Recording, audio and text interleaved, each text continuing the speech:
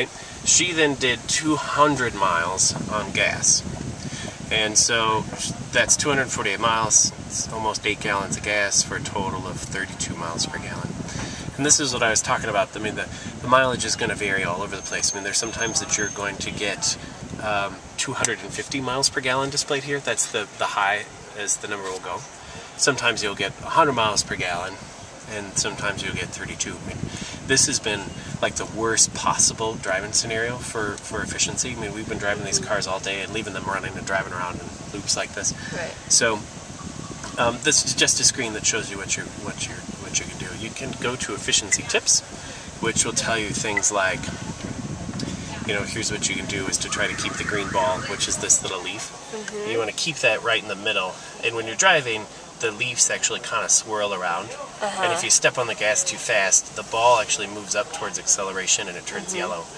If you brake too hard, it slides down and also turns yellow, because then you're not driving as efficiently as you possibly can. I don't even know what all these do. Let's see, what else can I tell you?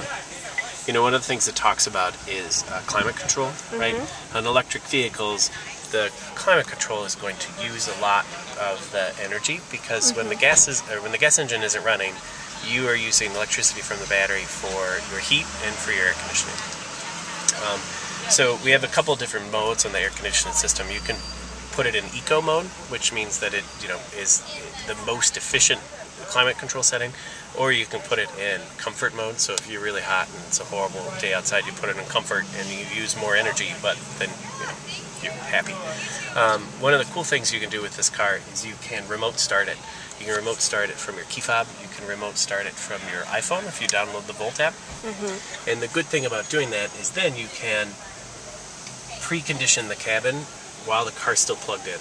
And the good thing there is you're using electricity from the wall to heat the car rather than using electricity from the battery. Right, so you can preheat and pre-cool your car. Let's see, what else can I show you? This just kind of shows you the charge mode.